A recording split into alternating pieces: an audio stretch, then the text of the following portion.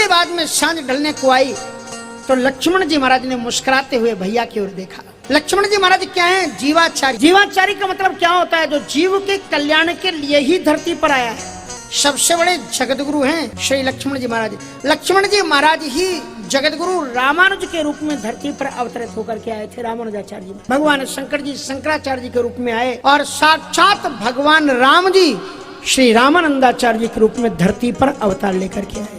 रामानंदाचार्य जी महाराज ने जो जगत का कल्याण किया है, ऐसा अद्भुत कल्याण किसी के भी मन में नहीं आया। उन्होंने तुलसीदास जी को धरती पर उतारा। रामानंदाचार्य जी के शिष्य थे तुलसीदास जी। शिष्य के शिष्य रामानंदाचार्य जी के शिष्य हुए अनंतानंदाचार्य जी, जिनकी पीठ पर मैं हूँ, और उनके शिष्य हुए नरहरियानंद जी महाराज, और उनके शिष्य हुए तुलसीदास जी। तो कहने का मतलब ये है कि ऐसे संतों का अवतरण।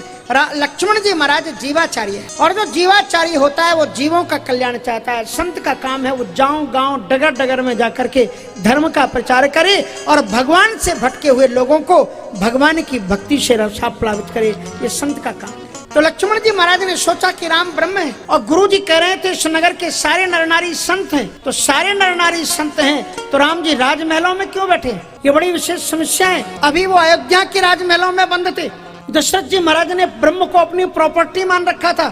भला हो संत विश्वामित्र का कि वो गए और राजमहलों से निकाल करके राम को बाहर लाए। जगत के काम संत ही कर सकते हैं कि ब्रह्म को बाहर लाने का। और अब एक राजा के यहाँ से निकले, ये दूसरे राजा ने फिर कैद कर लिया एक कमरे में। पर ब्रह्म तो सबके लिए अवतार लेता है। उसकी दृष्टि में स्त्री और पुरुष का कोई भेद नहीं है। लखनलाल जी ने सोचा कि जब धनुष यज्ञ में जाएंगे तो पुरुष लोग तो उनको देखेंगे, लेकिन बेचारी जनकपुर की पूरे नर नारी सुभग नारियां भी संत हैं, इनको भगवान का दर्शन कैसे होगा? इसलिए उन्होंने सोचा कि मैं कुछ ऐसा उपाय करूं कि मिथिला की नारियों को भी राम का दर्शन हो जाए। लक्ष्मण जी के मन में एक विशेष उत्कंठा पैदा हुई। जाए जनकपुर आइए देखी। जनकपुर का थोड़ा परिभ्रमण कर आए। और कितनी मर्यादा है लक्ष्मण जी के जीवन में। चरित्र में मर्यादा पुरुषोत्तम के साथ में मर्यादा पुरुषोत्तम ही रह सकता है, दूसरा कोई नहीं रह सकता। लक्ष्मण जी महाराज बहुत बड़े मर्यादा पुरुषोत्तम। दो चीजें उनके मन में, मुस्कुरा रहे हैं, प्रकट नहीं कर रहे। प्रभु भय बहुरे, बड़े भैया का डर है, और मुनि ही सकुचाही। गुरु जी का संकोच है कहीं नाराज ना हो जाए, क्योंकि जब विदा किया था तो हरिश्चंद्र जी महाराज ने, राजा दशरथ जी ने बार बार कहा था कि बेटा अब तुम पिताजी के पास नहीं हो, ये तुम्हारे माता पिता अब यही है, तुम मुनि पिता आन नहीं को। इससे लक्ष्मण इनके साथ में अचगरी मत करना, क्योंकि इनका मैंने इतिहास पढ़ा है। इन्होंने ही सर्प बनकर के रोहितास को डसा था, इसलिए बेटा कोई गलती मत करना। प्रभु भय बहुर मुनि सकुचाही, प्रकट न कहे। क्या मर्यादा है? लक्ष्मण जी महाराज ने प्रत्यक्ष रूप से कुछ नहीं कहा, मन ही मुस्काही, और मुस्कुरा रहे थे मन ही मन। लेकिन यदि छोटा भाई तुम्हें इतना आदर दे तो बड़े भाई को भी इतना उदार होना चाहिए कि भाई जो बात ना कहे उसके दिल की बात को भी जान ले और उसके सुख की परवाह करे। ऐसा बड़ा भाई को होना चाहिए। लक्ष्मण जी ने तो कहा भी नहीं। भगवान श्री राम जी शब्द बन गए लक्ष्मण के। राम अनुजे मन की गति जानी, मन की गति को जान गया। लक्ष्मण जी की मन की गति क्या थी? का भक्तों को सबको दर्शन मिले। तो राम जी भी जान गए कि लक्ष्मण जी क्यों मुझे ले जाना चाहते हैं। बोले भगत बछलता ये हुलसारी। भक्त वत्सलता का भाव उनके हृदय में उमंग मारने लगा। और गुरु जी से बोले कि परम विनीत सकुच मुस्काई, और बोले गुरु। राम जी भी कुछ नहीं बोले, मुस्कुराए। और गुरु जी जान गए कि कुछ कहना चाहते, कह नहीं पा रहे। कहो राघव क्या कहना चाहते? तो बोले गुरु अनुशासन पाई, लखने नाथे लखनपुर देखन चाहिए। नाथे लखनपुर देखन चाहिए।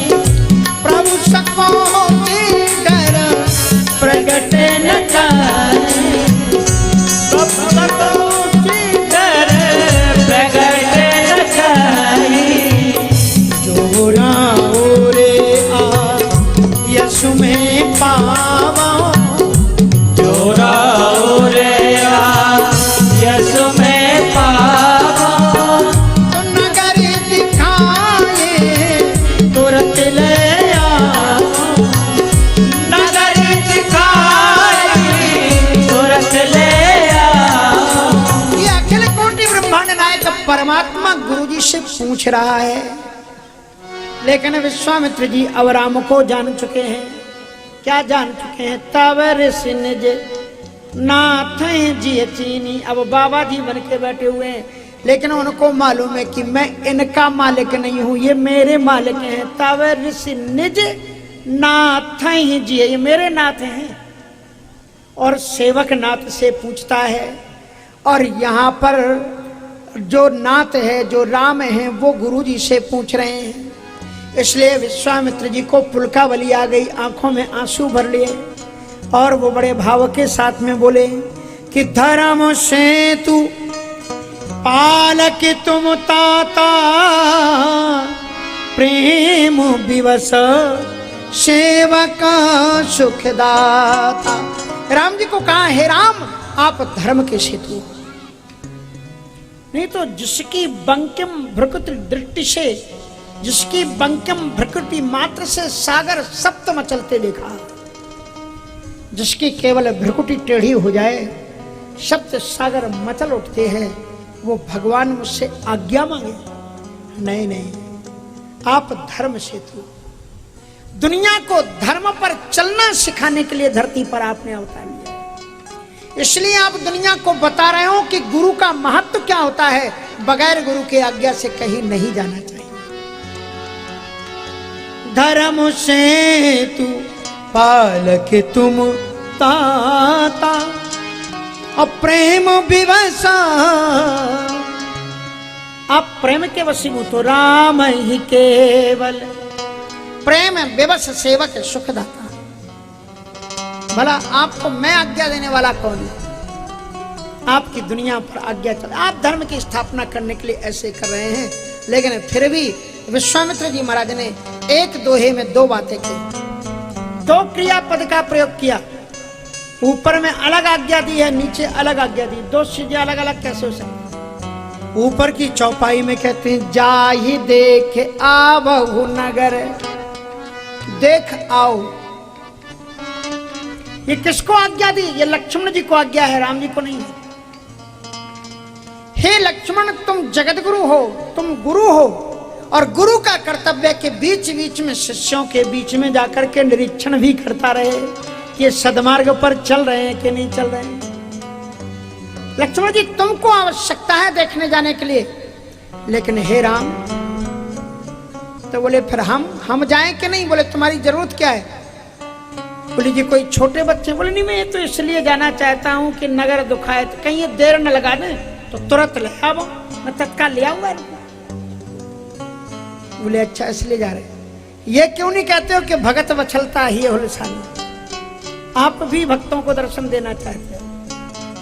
तो उन्होंने कहा कि हे रघुनंदन, आप भी जाओ, लेकिन आप देखने मत जाओ। ऊपर कहा कि जाहे देख आवहु नगर, सुख निधान दो भाई। जाहि देख आवहु नगर, सुख निधान दो भाई। और राम जी को आज्ञा नीचे की लाइन में दे रहे हैं, आप किस लिए जाओ?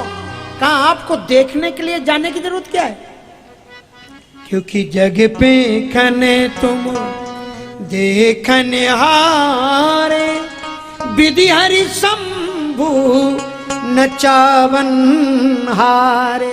राम झरोखा बैठ के सबका मुद्रा ले, आप तो अपनी जगह से सारी दुनिया को देख रहे हो, यहीं से देख लो। लेकिन हम जानते हैं कि आपकी भगत बल चलता उमंग मार रही है, तो जाओ। किस लिए जाओ? कहां करहु सुफल सबके नयन, सुंदर बदन दिखाए। लक्ष्मण जी से कहा कि देखाओ, और लक्ष्मण राम जी से कहा कि दिखा आओ, सबको दर्शन दे आओ, सबको कृतकृत्य कर आओ।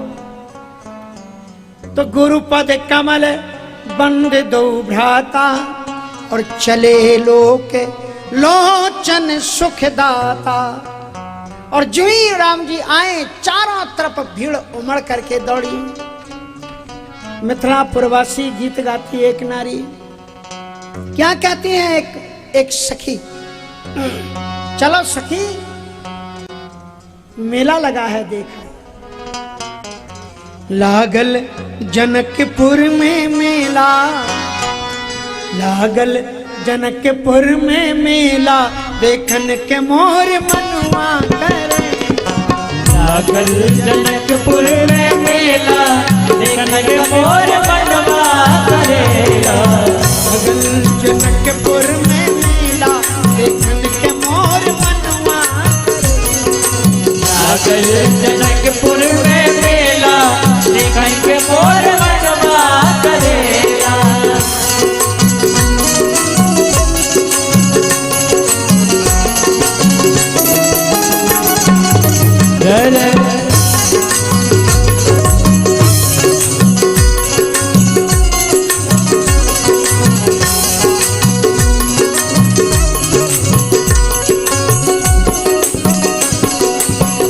उत्तर दिशा से एक बाबा जी अइलन, उत्तर दिशा से एक बाबा जी अइलन, उत्तर दिशा से एक बाबा जी अइलन, उत्तर दिशा से एक बाबा जी अइलन।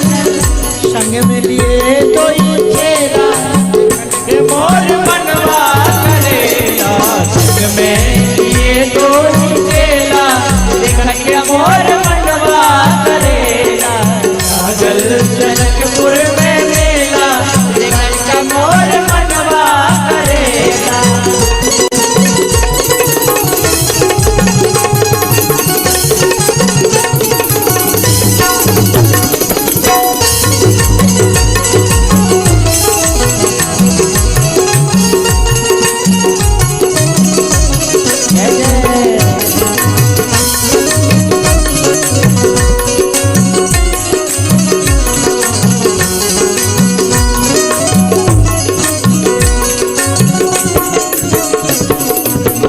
एक शाम एक गौर सुहावन, एक श्याम एक गौर सुहावन, एक शाम एक गौर सुहावन, एक श्याम एक गौर सुहावन। दो छवि में अलबेला, देखन के मोर मनवा करेगा।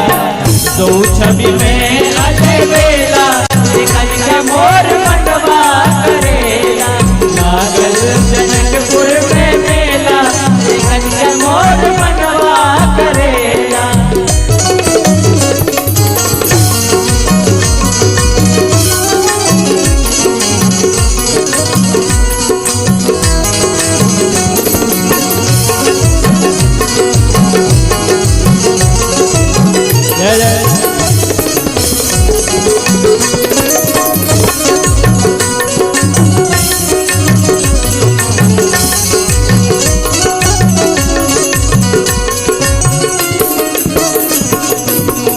देश देश सो भूपति अइलन, देश देश सो भूपति अइलन, देश देश के भूपति अइलन, देश देश से भूपति अइलन। 101 अलबेला, मोर मनवा करेगा। 101 अलबेला, देखन के मोर मनवा करेगा। लागल जनकपुर में मेला, देखन के मोर मनवा करेगा।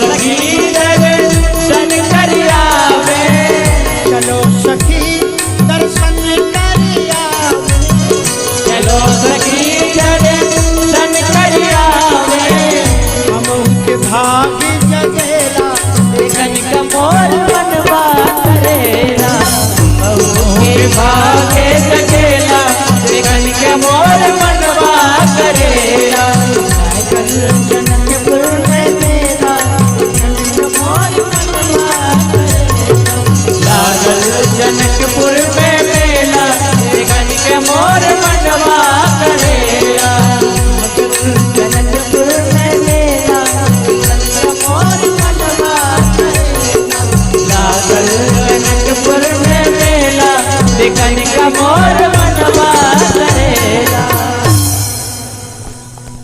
तो श्री राम और लक्ष्मण जी गुरुदेव का आज्ञा पाने के बाद में मिथिलापुरी का विहार करने के लिए चले हैं। आप नोट कर लीजिएगा कि राम लक्ष्मण किस मार्केट में गए देखने के लिए। मालूम है आपको किस मार्केट में गए थे, कौन से बाजार में गए थे? उसका नाम था मीना बाजार। मीना बाजार में नक्काशी का काम होता था। स्वर्ण के रत्नों पर नक्काशी, चांदी के मणियों पर नक्काशी, चांदी के बर्तनों पर नक्काशी, लकड़ी और नक्काशी का पूरा काम था। श्री राम और लक्ष्मण जब उस ओर बढ़ते हैं तो अभी तक तो ये दोनों राजकुमार बाबा जी के साथ में थे। थोड़े बच्चे डर रहे थे। बच्चे डरते क्यों हैं? घर में लोग कहते हैं गुरुजी आए प्रणाम करो, तो बच्चे आते नहीं, अंदर छुप जाते। क्योंकि शुरू में आपने बच्चों को डरना सिखाया है। बच्चे अगर उधम कर बाहर मत जाना नहीं तो कोई बाबा जी ले जाएंगे। अब अगर सचमुच में बाबा जी आ जाएं तो फिर घर अंदर नहीं घुसेंगे तो क्या करेंगे बोलो? इसलिए और कुछ सिखा दिया करो। बाबा जी क्यों बनाते हो आप? कुछ और नहीं मिलता आपको, बाबा जी से डरवाते बच्चों को।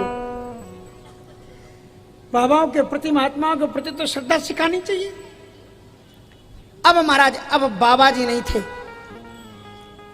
दोनों बालक जब आए और इतना सुनते ही गुरुपद कमल बंद दो भ्राता, चले लोक लोचन सुखदाता, बालक वृंद देख अति शोभा, लगे संग लोचन मन लोभा। बालकों के समूह राम लक्ष्मण की ओर दौड़े। कोई सामने खड़ा है, कोई आगे, कोई दाएं, कोई बाएं। यम भी रामम न पश्येतुम, वाल्मीकि रामायण में कहते हैं जिनको राम ने नहीं देखा या जिन्होंने राम को नहीं देखा उसका जीवन धिक्कार का पात्र है। सारे बालकों ने राम लक्ष्मण को घेर लिया है। कोई दूर से देख रहा है, टुकुर टुकुर देख, कोई सामने, कोई दाएं से, कोई बाएं से, कोई पीतांबर को छू करके बच्चा उछल पड़ता है, अरे मैंने पीतांबर छुआ। कोई धनुष को छू लेता है, कोई सामने से, और किसी को मौका मिलता है तो हाथ को भी छू के देख लेता है। बोले ये तो जगमगाते हुए मणि जैसे लगते हैं, सचमुच के हाथ है क्या? चमक पड़ता है। एक छोटा सा बालक था। एक बालक तो ऐसा घुसा कि दो लोगों की टांग के बीच में घुस गया और सीधे राम जी से टकराया।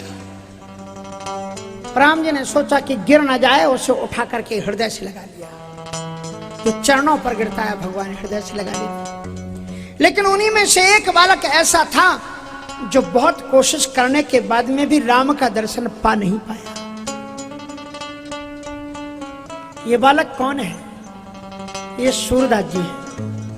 आप सोचते होंगे तुलसीदास जी ने ही राम के बारे में लिखा है, लेकिन जरा देखो जनकपुर में यहां पर सूरदास जी क्या लिखते हैं कि वो बालक राम और लक्ष्मण को जब नहीं देख पाया तो वो रोता रोता अपने घर आया और अपने मां के आंचल से लिपट करके रोने लगा। क्योंकि बालक की ताकत उसकी मां होती है। और मां से कहता है बालक कि मां मैं छोटा हूं, वहां बड़े बड़े सखा थे, इसलिए हम उनको देख नहीं पाए, वो इसी रास्ते से आ रहे हैं, अपने घर के दरवाजे से ही निकलेंगे, इसलिए मां तुम हमें अपनी गोद में बैठा लो और दरवाजे पर खड़े हो जाओ। तुम्हें यदि भगवान का दर्शन नहीं होता है तो सदगुरु से कहो कि सदगुरु अपनी कृपा की गोद में उठा करके मुझे भगवान का दर्शन करा। भक्ति मां की गोद में पहुंच जाओ, कहो के दर्शन करा। और मां उस बच्चे को लेकर के दरवाजे पर खड़ी है। उधर श्री राम झुंड समूह में भरे हुए आ रहे हैं और वो बालक अपनी मां से क्या कहता है? सूरदास जी के शब्द में, देखो माई राम लखन दो आवत, देखो माई राम लखन दो आवत, देखो माई राम लखन दो आवत, देखो माई राम लखन दो आवत।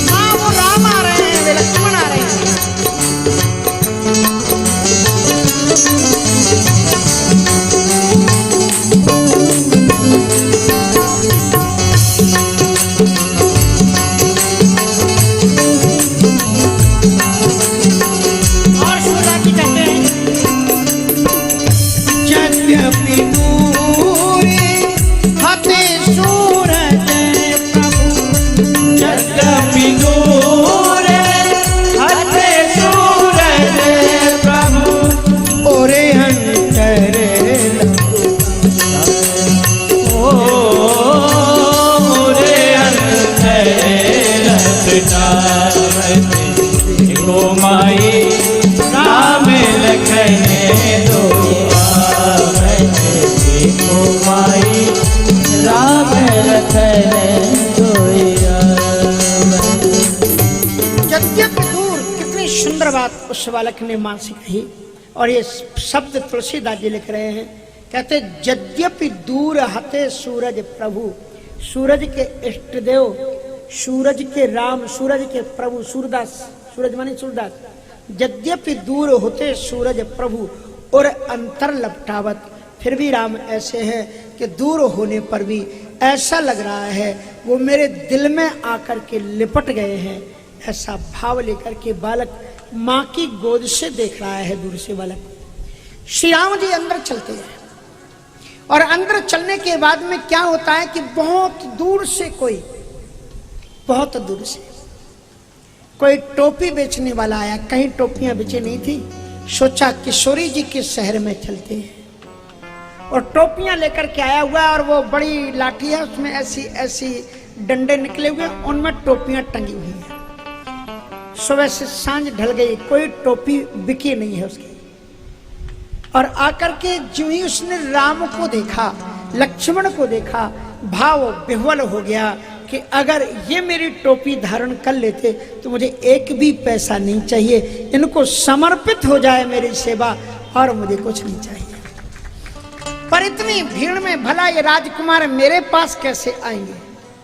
इसलिए वो लाठी को पकड़ करके बेचारा एक कोने में बैठ गया, आंख बंद करके ध्यान करने लगा। और थोड़ी देर में देखा कि कोई उसके सिर पर हाथ रख करके कह रहा बाबूजी बाबूजी। तो देखा वो जो दूर थे, भीड़ में भरे हुए थे, वो ही राम लक्ष्मण उसके पास में आके खड़े हुए हैं। कहते हैं, उन्होंने कहा भैया, और भाव विवल हो गया, जी आज्ञा करो आज्ञा करो, ये एक टोपी आप हमको दोगे? भाव विह्वल हो गया, आंसुओं को पूछा। और फिर उसने पीते वर्ण की जो तीसी जानते हो ना, अलसी, अलसी होती इस तरफ, अलसी के फूल को देखा, उसको तीसी कहते हैं। जनकपुरवासी कहते हैं सीता मेरी तीसी की कली। कितना भाव है, तीसी की कली है, कितना सुकोमल फूल और स्वर्ण रंग का होता है, अद्भुत रंग। उसी रंग की उसने टोपी बनाई है। कहा प्रभु जी ये मैंने किशोरी जी का ध्यान करते करते बनाई है, इस टोपी को आप धारण कर लो। राम जी झुक गए उसके सामने और फिर उस टोपी बनाने वाले ने बड़ी प्यारी टोपी राम जी के मुखमंडल पर रखी, अद्भुत शोभा। और फिर लक्ष्मण जी देखने लगे और मुझे कहा हाँ भैया आपके लिए भी, मुझे मालूम है आपको ये रंग अच्छा नहीं लगेगा क्योंकि आप तो भक्त हो ना, और भक्त तो यही कहता है मैं लाल न रंगाऊं, मैं पीली न रंगाऊं, हरि के ही रंग में रंग दे चुनैया। इसलिए ये राम जी का ध्यान करके बनाई हुई है और इसलिए आप इसको धारण करो। राम जी के रंग की जो नील वर्ण की टोपी थी वो लखन लाल जी को धारण कराई। रुचिर चौतमी सुभग सिर, कुंचित नेचक केस, अद्भुत शोभा उनकी। थोड़ी देर पर एक जूता बेचने वाला आया, बड़ी नक्काशी का बारीक काम था उसके जूतों पर। राम जी को देखा, कहा ये मेरे जूते इनकी सेवा में समर्पित हो जाए। आंख बंद करके बैठा, राम जी वहां भी पहुंच गए, भैया तुम्हारे जूते तो बहुत अच्छे हैं। उसने तत्काल अपने सिर का गमछा उतारा, राम जी के चरणों को साफ करने लगा अपने जूतों को, और फिर उनको बड़े भाव के साथ में धारण कर। उसके बाद में जिधर से राम जी गुजरे लोगों ने फूलों की वर्षा की और जनकपुर वासियों ने दुनिया को बताया कि अगर राम का दर्शन करना हो तो कैसे करना। नोट कर लो इस चौपाई को, जनकपुर वासियों ने कैसे दर्शन किया कि धाए धाम काम सब त्याग, धाए धाम काम सब त्यागी, धाए धाम काम सब त्यागी, धाए धाम काम सब त्यागी,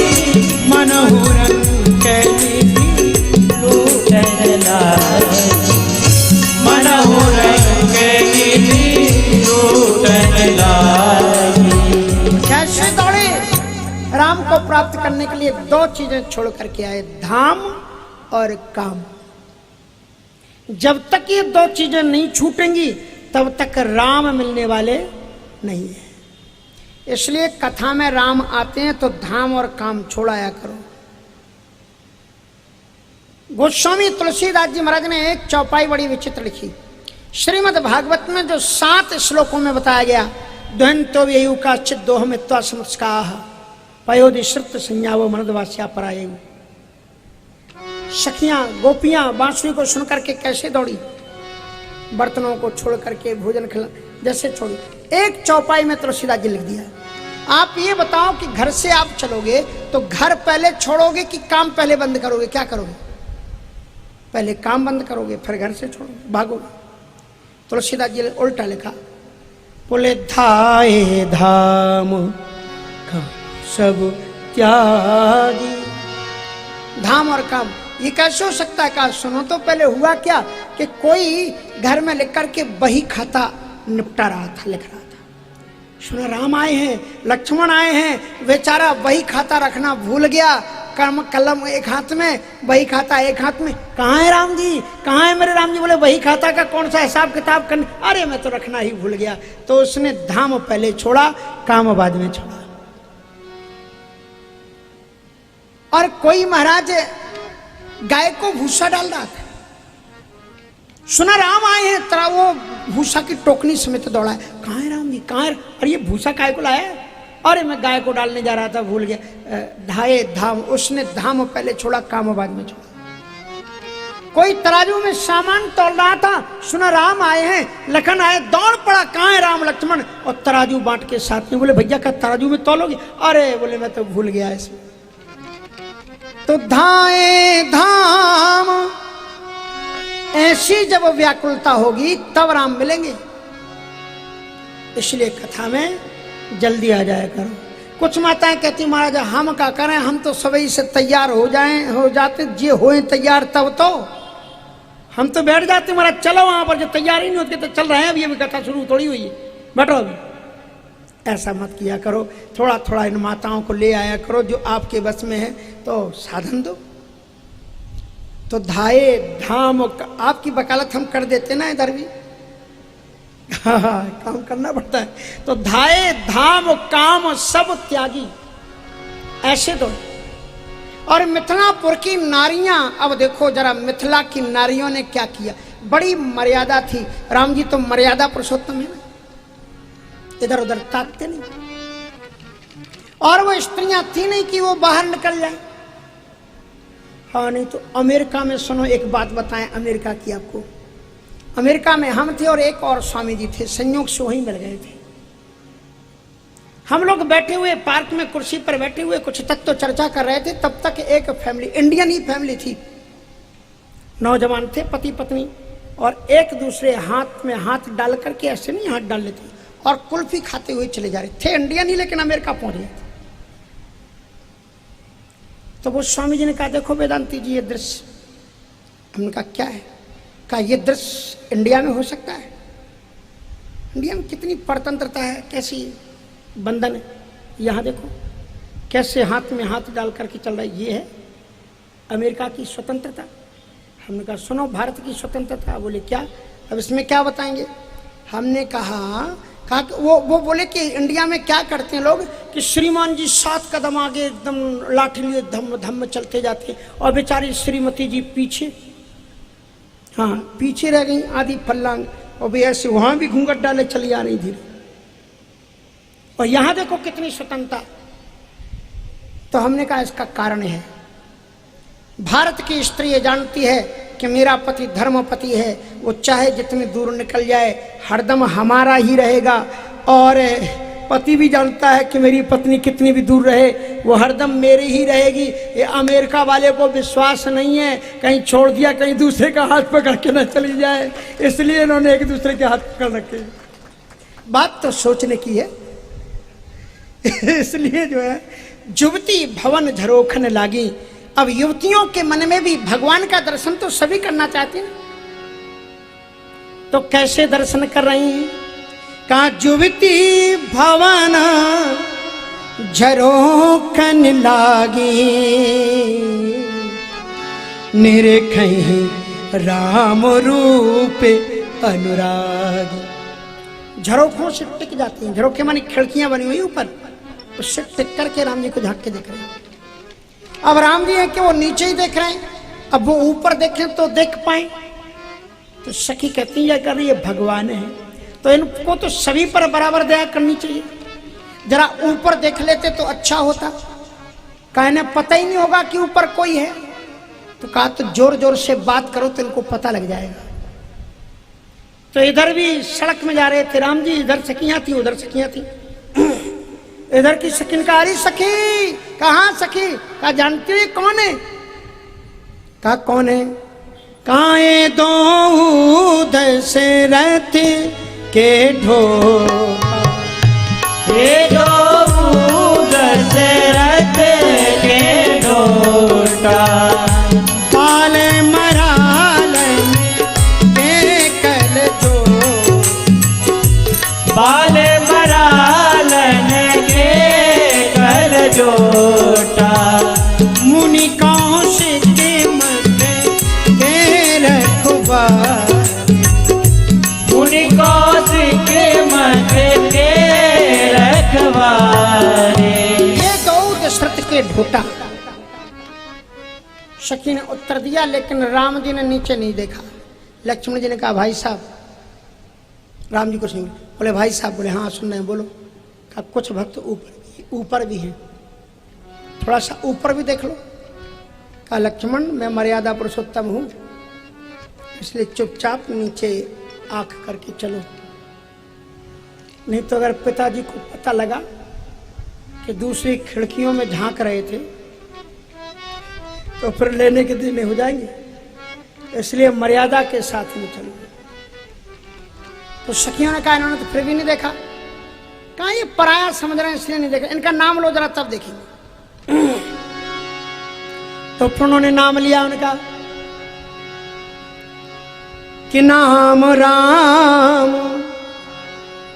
इनकी माँ का नाम लिया पहले, कहा माँ का नाम लो तो शायद सोच लेंगे कि, बोले कौशल्या सुत सो सुख खानी, नाम राम धनुषाया के पानी। इनका नाम राम है।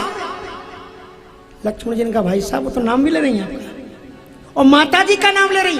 बोले महारानी है हमारी माता जी, महारानियों का नाम तो सब लोग जानते हैं, इससे क्या मतलब वो देखने लग जाएंगे, चुपचाप नीचे चलो। तब तक उन्होंने कहा अगर ये नहीं देख रहे हैं तो चलो इन छोटे ही भाई साहब की माता जी का नाम ले ले। और लक्ष्मण जी महाराज को अगर कोई कहे कि दशरथ जी के बेटे हैं बड़े खुश होते थे, और अगर कोई ये कह दे ये राम के भाई हैं, आहा हा बड़ा आनंद आया था। तारुण के जो पीछे चले जा रहे हैं ये कौन है?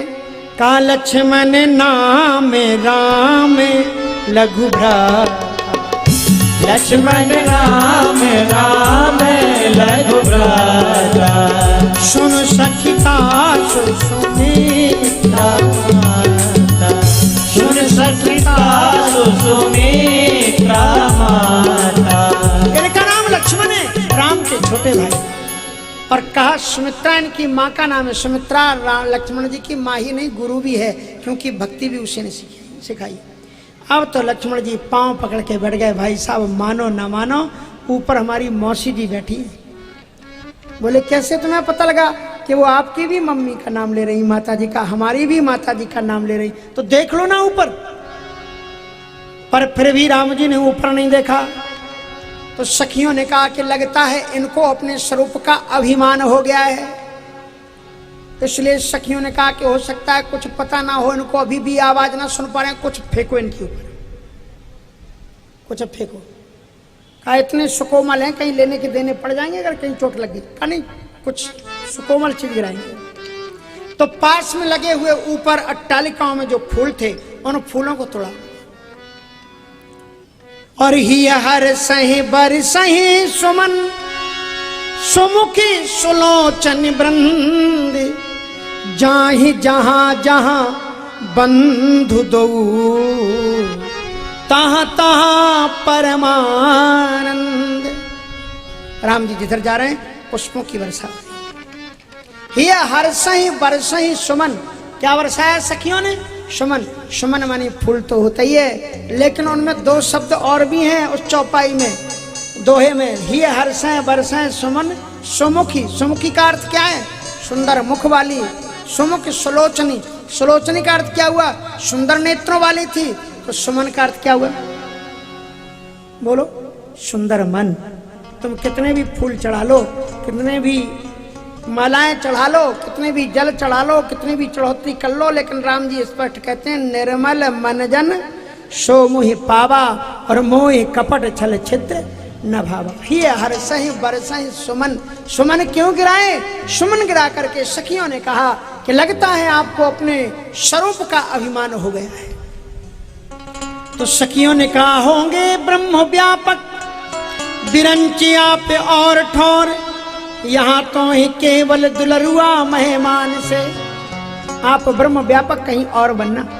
और अगर आपको ज्यादा अभिमान हो गया अपने स्वरूप का, तो फूल वर्षा करके, पुष्प वर्षा करके पुष्प वाटिका का निमंत्रण दिया कि कल आप पुष्प वाटिका में आ जाना, और जब हमारी किशोरी जी को देखोगे ना, तो तुम अगर पराजित ना हो जाओ, पानी पानी ना हो जाओ, तो हमसे कह देना कल आ जाना। पुष्प वाटिका को बड़ा अभिमान हुआ है ना, आपका ये अभिमान चकनाचूर ना हो जाए तो कहना आ जाओ आप कल पुष्प वाटिका। तो पुष्प गिरा करके सखियों ने पुष्प वाटिका का निमंत्रण दिया। यही हर्षहि बरसहि सुमन सुमुख सुलोचन वृंद, जाए जहां जहां बंद दो तहाँ तहाँ परमानंद।